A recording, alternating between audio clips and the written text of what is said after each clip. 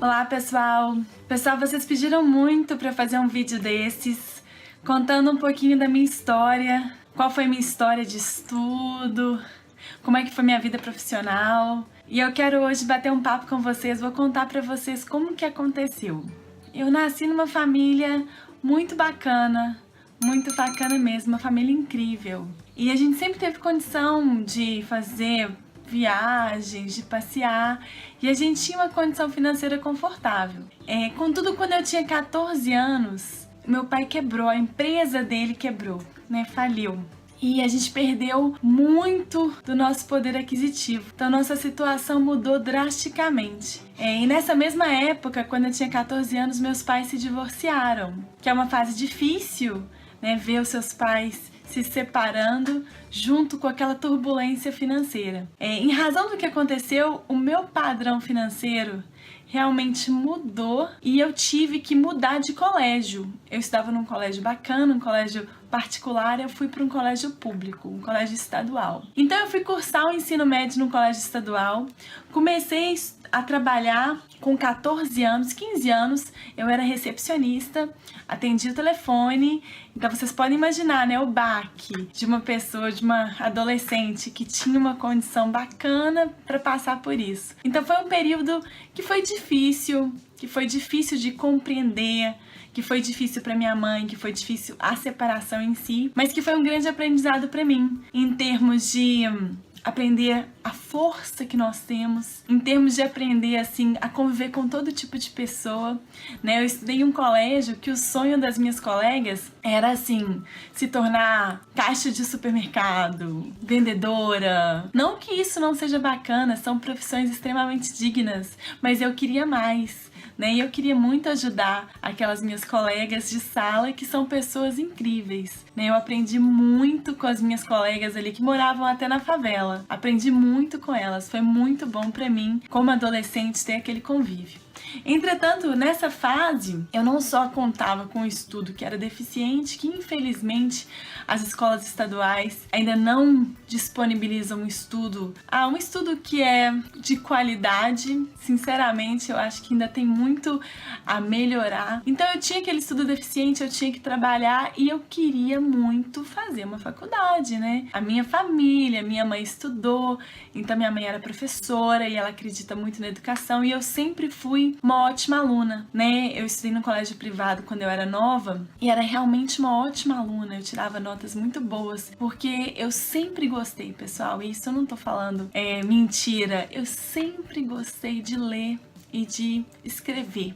Eu adoro ler e escrever. Então, pra mim, aprender uma coisa nova sempre foi muito gostoso, Eu sou geminiana, eu sou curiosa. Então, pra mim, assim, o aprendizado é muito bom. Eu sempre gostei de estudar. Bom, eu tinha aquela situação complicada. Eu tinha uma situação financeira difícil em casa, eu tinha um ensino deficiente, eu tinha que passar numa faculdade pública, porque minha família não tinha a menor condição de pagar uma faculdade privada para mim. Eu tinha que passar na UFMG, Eu sou de Minas Gerais, eu tinha que passar na Universidade Federal de Minas Gerais. E naquela época era muito concorrido, Não sei como é que tá hoje, mas eu acredito que ainda é concorrido o curso de Direito. E Direito sempre foi meu sonho, Meu pai é advogado, minha mãe também formou, e ela nunca exerceu, mas ela também é advogada. Então eu cresci vendo aqueles filmes de advogados, então eu sempre quis. So you chose my client's container at random? Eu sempre achei interessante, eu sempre achei legal, então eu queria fazer direito. Então, pessoal, naquele momento, que eu tava naquela encruzilhada, como que eu vou passar nesse vestibular se eu tenho esses professores, se eu tenho esses materiais aqui para estudar, Foi um desafio para mim. Só que o que aconteceu? No dia 26 de maio, eu fiz 18 anos, Eu nunca tomei bomba, eu sempre fui uma aluna que gostava muito de estudar, eu sempre fui uma aluna que tirou notas altas, mas eu era atrasada na minha turma, Eu era atrasada. Eu fazia 18 anos naquele ano do terceiro ano. E eu fiquei sabendo que existia uma prova do governo, que na época chamava SESU, eu não sei como que chama hoje, mas é uma prova que você faz para concluir o ensino médio. É uma prova Quando você alcança a idade de 18 anos, você pode fazer. E eu lembro de eu ter conversado com minha mãe e falei, mãe, eu vou fazer essa prova porque eu quero deixar de ir na aula. Porque esse momento que eu estou no colégio, eu estou perdendo, né? É um tempo que eu tô perdendo, é um tempo que eu podia estar estudando pro vestibular. Isso não vai ser bom pra mim, mãe. E minha mãe, muito tradicional, falou, não faça isso, não de jeito nenhum, você tem que ter um diploma no colégio. E aí, gente, eu fiz a prova escondido da minha mãe, passei na prova e falei, mãe, não quero mais ir no colégio, eu vou estudar muito porque eu quero passar no vestibular. Aí nessa etapa, pessoal, aí chegou em julho, comecei a estudar pro vestibular, aconteceu o vestibular da PUC. Eu fiz a prova da PUC e passei. E eu falei, vou estudar mais firme agora, porque o vestibular da PUC é infinitas vezes mais fácil do que o da Federal, e vou me preparar para o vestibular da UFMG. Pessoal, eu fiquei me preparando. Eu lembro que eu consegui uma bolsa, um desconto no cursinho, então eu me preparava o dia inteiro. Era 6 horas da manhã até 11 horas da noite. Era uma coisa assim, de sem parar. Então eu acordava de manhã, ia pra biblioteca, ficava estudando até 11 horas da noite, até tarde. E aí, pessoal, eu tava nesse processo meu de aprendizado, e nessa época a situação financeira era tão complicada que eu tinha 5 reais, pessoal, pra passar o dia todo, né? Eu não passava fome, é claro, mas eu tinha só 5 reais. E eu ficava assim, né, economizando tudo. Então eu fiquei bem magrinha, nessa época, magrinha. E eu lembro que em novembro chegou a prova da PUC. E eu fui fazer a prova da PUC. Pessoal, pasmem, eu não passei na PUC. Meu Deus, eu fiquei desesperada, porque eu precisava passar na Federal, eu queria passar na Federal. Eu tinha que passar na Federal, era a minha única chance. Pessoal, sabe o que eu fiz? Eu virei outra pessoa. Eu funciono muito bem na madrugada. Então eu estudava até 4, 5 horas da manhã, eu ficava acordada. Eu sou uma pessoa assim, eu funciono bem, eu estudo muito bem na madrugada. Fiquei me preparando e nessa mesma época eu me inscrevi num outro vestibular em administração pública da Fundação João Pinheiro. A Fundação João Pinheiro é uma fundação estadual aqui do estado de Minas Gerais que oferece o curso de graduação em administração pública. Era um curso que eu não tinha inicialmente nenhum interesse, mas era um curso interessante. Por quê? Porque oferecia uma bolsa para estudar. O aluno recebe mensalmente uma bolsa para estudar que gira em torno de 800 mil reais e depois, quando o aluno forma, ele assume um cargo público. Então, na verdade, o vestibular é um concurso público. Aí eu pensei, vou fazer esse vestibular também, que era mais concorrido que o da UFMG. Mas eu tava muito focada na UFMG. Estudei. Pessoal, cheguei na prova da UFMG, fiz a prova na primeira etapa, passei na primeira etapa, fiz a prova da Fundação João Pinheiro, passei na primeira etapa e estudei assim todos os dias até 2, 3 horas da manhã pra fazer a prova aberta. Fui na prova aberta da Federal e aí eu acho que quando a gente tá preparado, a gente sente que a gente vai conseguir. Então eu saí da prova confiante, assim, vai dar certo. Confiante. E saí assim, falei, vamos ver. E não queria ir fazer a segunda etapa da Fundação João Pinheiro, não, porque não era o meu sonho. Aí eu lembro até que meu ex-namorado na época falou assim, Gabriela, estou te levando pra você fazer essa prova de segunda etapa da Fundação João Pinheiro. Só sei, pessoal, que eu passei nas 2 faculdades, né? E foi uma alegria imensa. Só que, mesmo tendo a bolsa da Fundação João Pinheiro, né? Mesmo tendo aquele auxílio, mesmo trabalhando desde sempre, né? Eu comecei, no segundo período da faculdade, eu já comecei o estágio e não parei. Mesmo tendo aquela renda, bolsa mais estágio, eu precisava ter uma renda a mais para ajudar a minha casa e também para que fosse possível fazer os 2 cursos, né? Porque era tudo caro, os materiais são caros, a locomoção, eu pegava 6 ônibus por dia, então era tudo caro pra mim. Então eu tinha que ter uma renda a mais. E vocês lembram que naquela época eu falei que eu fiquei magrinha, porque eu ficava estudando, só tinha 5 reais por dia? Pois é, fiquei tão magra, gente, que o pessoal me viu, uma pessoa me viu na rua e me chamou pra ser modelo. Inicialmente eu falei, não, nossa, nada a ver, eu gosto de estudar. Não, isso não tem nada a ver comigo. E minha mãe falou, nossa, de jeito nenhum. Minha mãe é muito tradicional. Aí minha mãe foi conhecendo aquela equipe, eu tenho, na minha família, as minhas tias, a minha família tem confecção de moda, né? Minha mãe hoje tem uma marca de roupas femininas comigo. Então, assim, tudo isso foi crescendo. Essa ideia, né? Vamos ver se ela consegue. Vamos ver, vamos deixar. E aí eu comecei a trabalhar como modelo, o que me ajudou a fazer as 2 faculdades. Então, na época da faculdade, pessoal, eram 2 cursos ao mesmo tempo, Fundação João Pinheiro à tarde, Federal à noite, estágio de manhã, mais trabalho de modelo quando dava pra fazer, aquela confusão toda.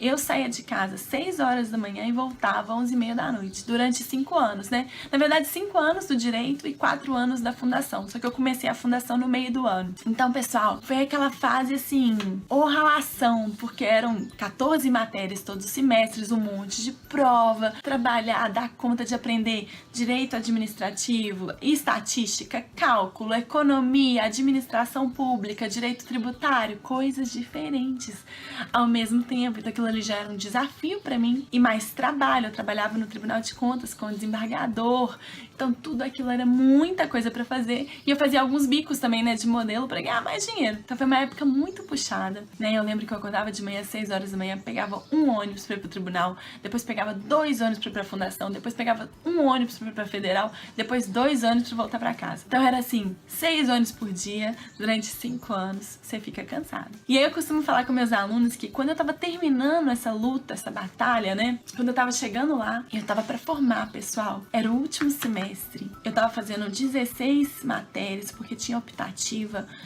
prova quase todo dia, 2 monografias, estágio obrigatório, estudando pro AB, tudo junto. Tudo junto. E aí eu tava muito cansada. E a minha família resolveu ir pro Rio de Janeiro pra passear. E eu falei, vou com eles. Só que, pessoal, nessa viagem, quando a gente tava lá viajando, minha mãe tava dirigindo o carro, um carro ultrapassou o sinal e a gente capotou 6 vezes o nosso carro. Ninguém teve nada no acidente. E só eu que machuquei. E eu machuquei, eu tive traumatismo craniano, eu fiquei em coma. Eu fraturei minha bacia em 4 lugares, eu quase morri. Quase morri mesmo. E por isso que eu gosto de contar essa história pra vocês, assim, que eu sei que vocês batalham muito, porque é muito estranho que eu tava num carro com várias pessoas e só eu que machuquei. Mas só eu que tava reclamando da vida naquela época. Só eu que falava, eu não aguento mais essas suas faculdades, esse tanto de trabalho, eu não aguento mais. Só eu. Só eu. Então, quando a gente reclama, pessoal, a gente atrai coisas ruins pra gente. Então, a gente tem que tomar muito cuidado. Tomar muito cuidado com as palavras, tomar muito cuidado com os sentimentos. E ter muita clareza, pessoal, que nada na vida é fácil. E tudo vem com muita luta. Mas essa luta não precisa ser difícil. A gente tem que ser realista. Pra alcançar algo incrível, você precisa lutar. Isso não tem que ser ruim. Não. Se fortaleça. Seja forte. Não precisa ser ruim essa luta. Claro que não. Você tem que levar ela o quê? Numa boa. Todo mundo luta para alcançar alguma coisa. Todo mundo passa por algo difícil. Ninguém tem tudo. Professora, tem gente que eu acho que tem tudo. Pessoal, tem tudo. Quando você se sente que você tem tudo, são momentos de muita felicidade. Graças a Deus eles existem. Mas na vida, muitas vezes você tá feliz num relacionamento, mas triste profissionalmente. Muitas vezes você tá triste profissionalmente, mas feliz no relacionamento. Na verdade, nós temos momentos, né?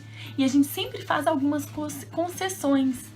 Nem sempre a nossa vontade prevalece. Isso é bem óbvio, né? Nem sempre a nossa vontade vai prevalecer. Claro que não. A gente sabe que em algumas situações a gente tem que abrir mão de algumas vontades para um objetivo maior. E isso essa clareza que você tem que ter, não é pra você, professor, então vou ficar aqui vivendo essa vida horrível e vou acostumar com essa vida horrível e vou aceitar. Não, não é pra você aceitar. Se você quiser mais, você tem todo o direito de alcançar. Não é pra você aceitar, é pra você ter clareza da realidade. Tudo para que você alcance qualquer coisa na sua vida, você tem que lutar, tem que caminhar. Então eu passei por toda essa fase difícil, que foi boa pro meu caráter, que foi bom pra minha pessoa, pessoalmente, que foi bom profissionalmente, que me trouxe 2 diplomas, que me possibilitou aí assumir com 23, 24 anos um cargo público. E aí depois, pessoal, assumi vários cargos de gestão no governo, fui diretora, superintendente, gerente do projeto da Copa do Mundo. Vocês conseguem imaginar quanto que isso foi sensacional, sensacional, sensacional. Então, assim, a gente passa por momentos de subida, né? que é o momento da subida, da caminhada, mas vai chegar o momento que você vai curtir. E são momentos, viu, gente? É cíclico, não quer dizer que você chegou no topo que vai ficar lá. Não é, a vida não é assim. A gente tá aqui realmente pra aprender. Então o que eu aprendi nesse acidente foi isso.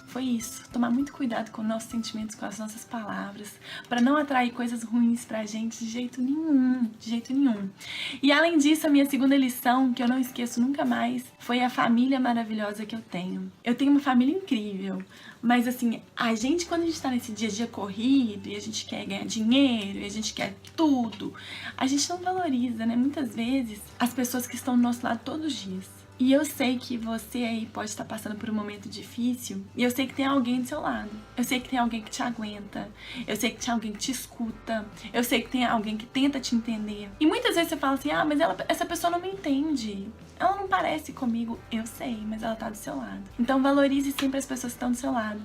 Nesse acidente, pessoal, a minha mãe cuidava de mim, minha mãe, minhas irmãs, minha família, de um jeito que ninguém cuidaria. De um jeito, assim, de uma preocupação, né? Eu quase morri. E depois do coma, eu fiquei 4 meses deitada numa cama pra imobilizar minha bacia, pra me recuperar. 4 meses. E eu morria de dor, gente. Eu tomava até morfina pra dor, porque doía demais. Então foi um período muito difícil e eu vi, assim, que aquelas pessoas, elas dão a vida por mim. E isso não tem preço. Isso nada substitui. Nada. Eu fico até emocionada, eu começo a ficar emocionada.